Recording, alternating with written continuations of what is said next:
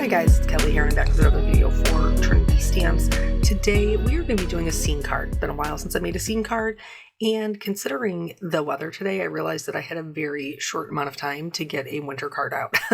So this has been sitting kind of like edited in my folders, and I haven't really done anything with it.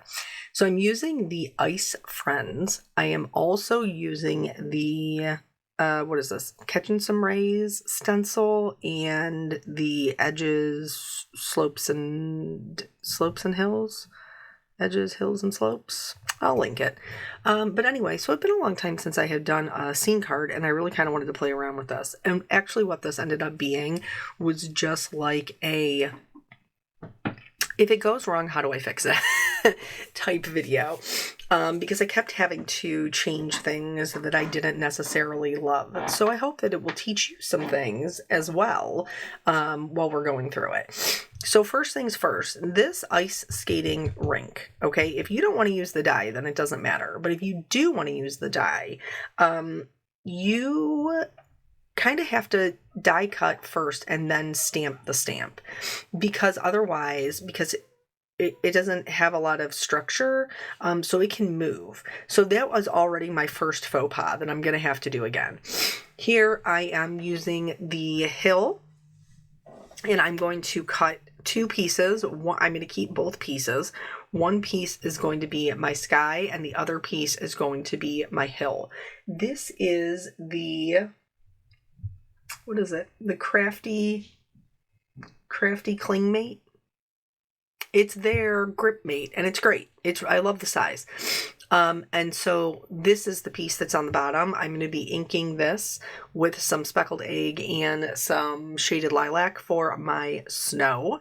And I'm keeping that mostly to the bottom because I have like a sunset, sunrise.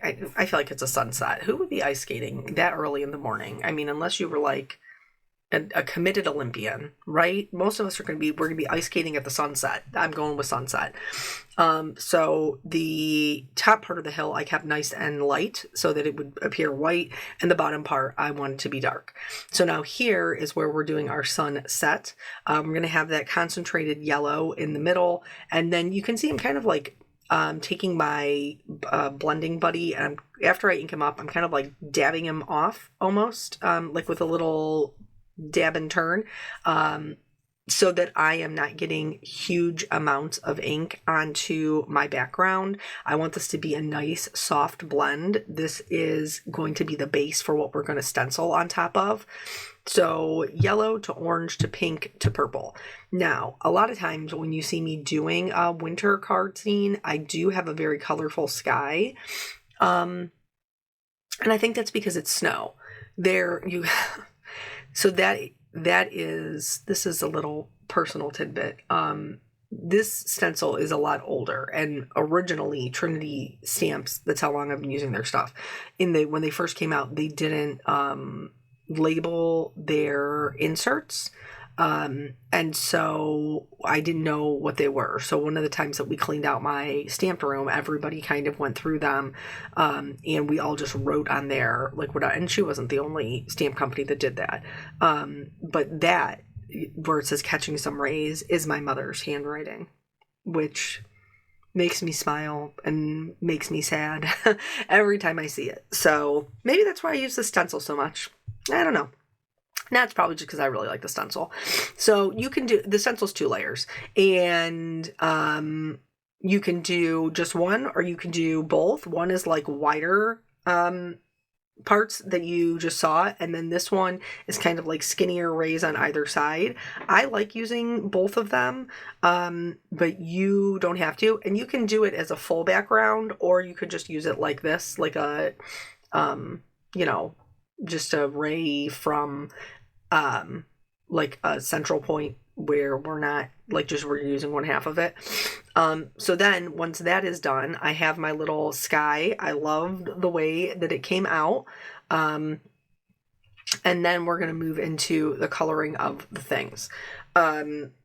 So I knew when I kind of like chose my colors that I was going to be recreating the colors in the sky.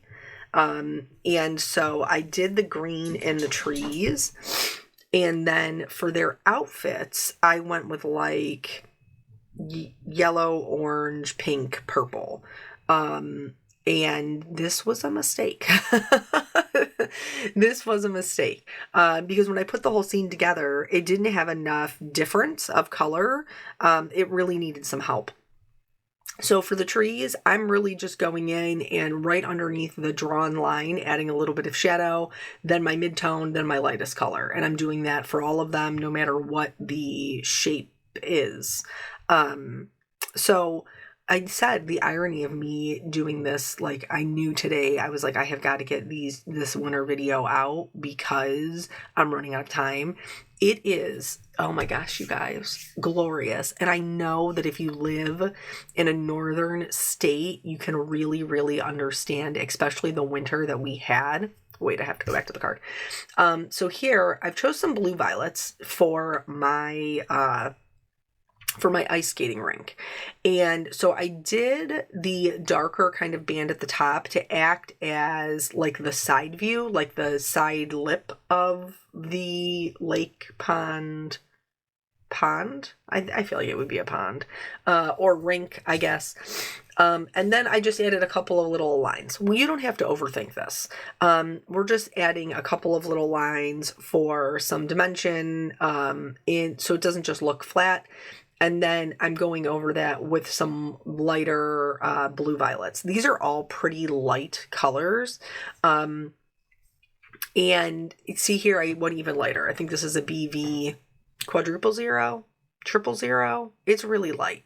And just gonna blend everything out so that our pond doesn't just look, just one note and no texture and no nothing. Like just adds a little bit of interest. And then once we get our little characters on there, we'll be able to add even more shadows. I did lose a little bit of that darkness on kind of like the side, and so I wanted to go back in and add that in. We have in our little grouping, we have a deer, we have a fox, we have a bunny, and we have a penguin. These are all from the same set, this Ice Friends set. There's another one, the igloo one that I have not gotten to use, and I've wanted to use it for like the last 2 or 3 winters, and I have not gotten to use it, and I'm not going to get to use it this one either, which makes me sad. But anyway, so based on the colors that I picked, this is how I chose my colors for my characters.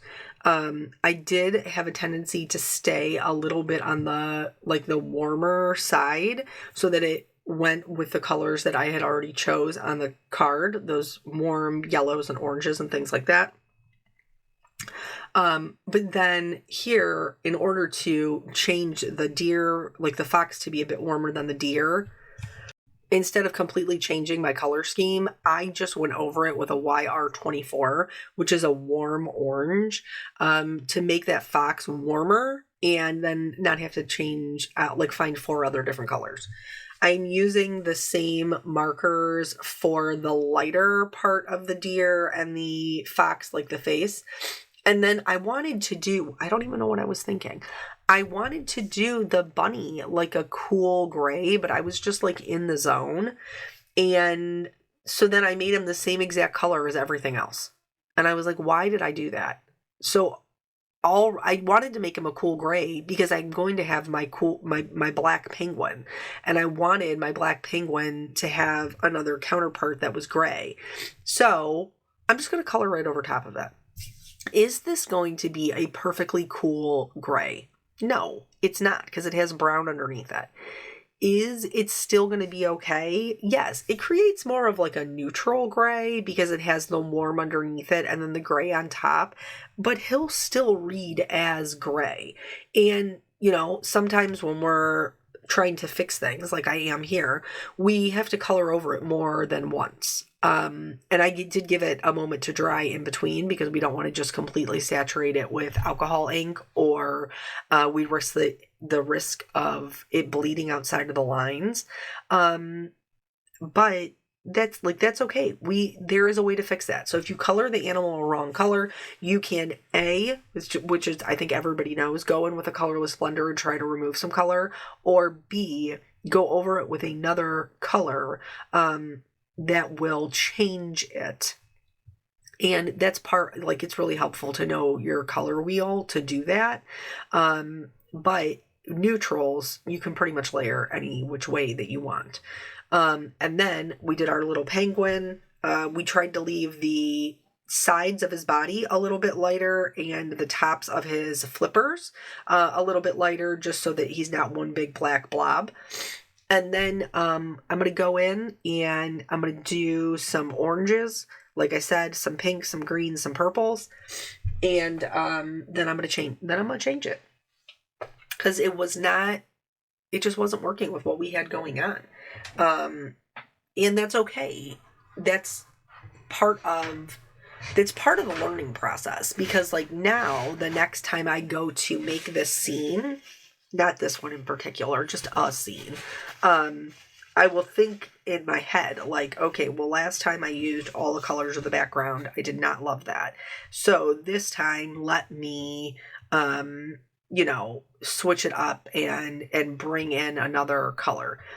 So I just did my color theory class, and one of the combinations that we talked about, which I don't think is a very well-known color combination, is called a split analogous. And so it's analogous colors are colors that are next to each other on the color wheel, and so they work really well together. Cue your yellow, orange, pink, orange, pink, purple type vibe. Like, they're next to each other. They're going to work nicely. The complement to a red violet or a pink is yellow green. And so that brings kind of like some freshness and a cool color in there to kind of break it up and bring the whole thing together. And I should have thought about that when I was doing it, but I didn't. And so that's okay. There is a way to fix it. We all have card boo-boos. None of us are perfect. Not even those of us who are doing this, for a living. We're all just doing the best that we can do. Doing the best that we can do on each card that we're making, right? So back to what I was saying. Today, we just had a brutal winter. It's been absolutely just mean. I mean, honestly, just the meanest winter. And so today was a high of 71. 71. Can you even believe how wonderful that is? I was just absolutely thrilled, obviously. And so, I went today. I can't take Molly because she's got arthritis and it's hard for her. But I can take, Emma. And so I did take her, just for a little bit of a walk. Nothing too wild or crazy. And so we went out, we got some sunshine. Hopefully our bodies got some vitamin D. And then tonight my husband called me on the way home from work and was like, we should grill something. And I was like, I already pulled out burgers. Like, totally on the same page. And so I'm sure she's going to want to play outside. So I will, like, after I do my voiceover and stuff, I'll go outside so I can play with her, for a little bit before we lose the sunlight. But even now, like, it's later in the day and it's still 62, which is amazing. Makes my heart so happy. And so in addition to that, being just joyous, we also have a trip coming up where I'm teaching at Crop on the Cape. And so Eric and I will be going there. So this week is hardcore kidding. We're kitting all of the things. And I don't know if you've ever taught a class yourself or, worked for a company where you had to do the card kits, but it is a lot of work. And normally the last time we had to do this, it was me, my husband, our son, and my mother. And so this year, my sister is helping us kit, and so it's new for her. And also, she's not a crafter, so it's very interesting for her to see like all of the different like stamping and die cutting, 3D embossing, just die cutting. Like, it's very interesting. So now that all the coloring is done, I am going to go in and line up my coordinating dies. And this is where I'm getting my first taste of I should have done my pond, my ice rink different. And so I'm going to go ahead and die cut it again because truthfully, I don't have a choice. If I want to die cut it, it won't line up if I don't do it first. So I'm going to cut out all of my little guys here. I think I did end up die cutting it just to see what it would look like. I can't remember if I left that part in or not. It did not line up, PPS. Oh yeah, see here, I did leave it. I did leave it in. But you can see, look at that huge gap at the bottom where the top lined up pretty well, but the bottom like kind of went concave. And so that's no good. So instead, I'm going to put down that die cut. I do have a Misty sticky mat in there.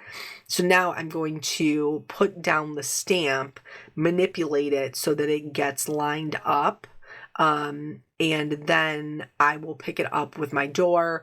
I did have to readjust that little part down at the bottom, just like a tiny bit, and then I will recheck it beforehand. And then from there, I can go ahead, ink it up, and stamp it down. And then it will be in a much better position. Now, I did want to tell you, I colored it the same way, but I added a little bit of blue, just because of all, like, the way that the scene was looking. So I did add a little bit of light blue. And then here is the scene. Okay. And this is like, I do not love the way that I have only used the colors in the sky.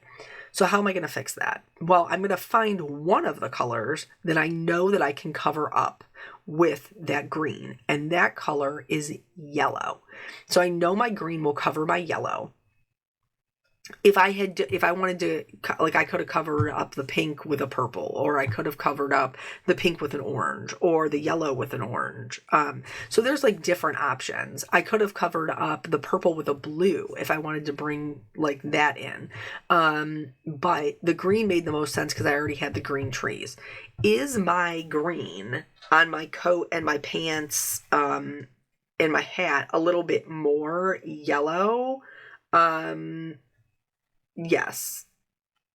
So, but not noticeably so.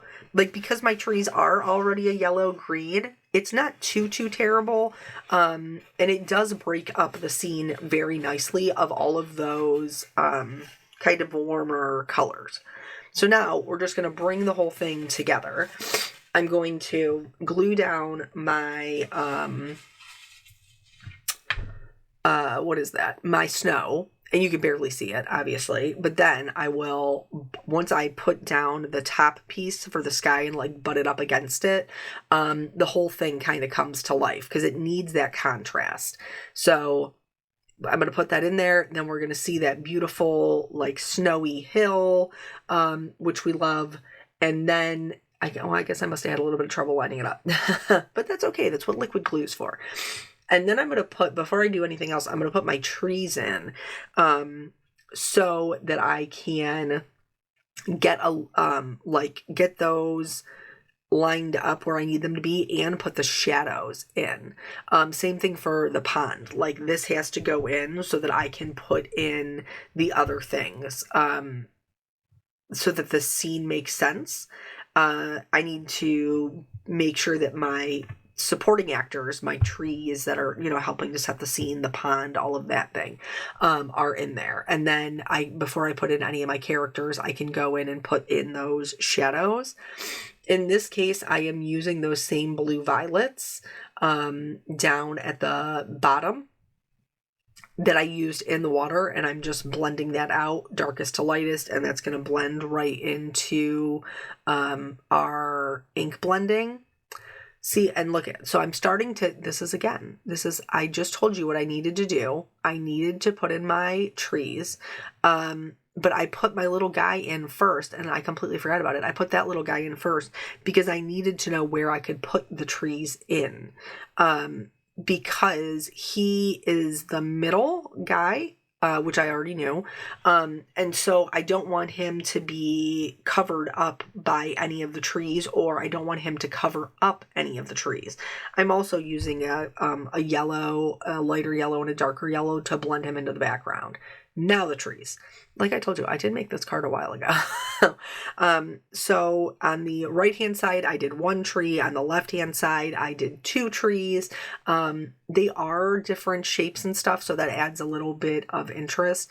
You could do like full-on forward shadows and stuff, and I'll show you a easy way to do that, like where we don't have to be too crazy. But honestly, at the end of the day, you can't even really see it anyway. So what you see me doing here is just blending in that white outline onto the background of the sky, because I don't love to see a white outline. Some of them, it doesn't matter so much. Like you can see in the middle, I didn't have to color in any of his because that cardstock is all white. So he just blends right in. I only had to color the part that sat on the pond, like his foot that sat on the pond, and then the part that was up against the sky. So then here, I'm doing just a little bit of ground underneath our trees. And again, I'm using those blue, the blue violets. I always want to say purple, but they are technically blue violets. And then here, like to do just like a little bit of a shadow, you can see I'm just doing like little like squiggly lines and just kind of pulling that out. And it does give the appearance of that shadow in the background, which is nice to be able to show you. But like I said, ultimately, you cannot see that. You cannot see that. So if you wanted this one character to just be like the guy, then that would be fine. And you would have the little trees with the shadows, and that'd be great. So now we're moving on. I've glued down everybody else. I did glue down my little penguin outside of the rink, kind of like he's waiting on the sidelines for his turn to, like, put me in, coach, like his turn to just get out there on the ice. And then I blended in their foot gear. I added my shimmer, of course, to pretty much everything. The characters, the snow. I did not add it to the sunset because I didn't want to move any of the ink. And then I just used my white gel pen to add a couple of little details. I did some polka dots on his hat. The little like lighter fuzzy part of the deer head, I added the pom-poms. I added like stippling to the pom-poms on the hats and the earmuffs. And then I did like a little stripe and a diagonal, like plaid on the coats. These are just things that I like to add a little bit more character to my characters. But you certainly don't have to. I just think it's kind of fun, and it's a way to make them a little bit extra, which I like all my cards to be a little bit extra. I like them to have all the detail. For the sentiment, I went super, super simple. I just did the skating by to say hi, and I stamped that down directly on my card, which is a little bit terrifying, but it's okay. It ended up working out. And then I used some, I can't remember the ones. Aurora, maybe? They're like the ones that are like multifaceted little rainbows, to accent my sentiment up there on the top right-hand side. And so I do think this is like more colorful than a traditional winter card, but I really like the way that it came out.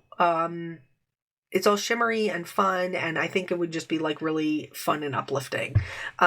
So thank you guys so much for joining me. I hope you learned a couple of ways that you can fix some boo-boos that maybe you also come across. Hopefully I'll be back this weekend with another video, and I will catch you guys on the next one. Bye.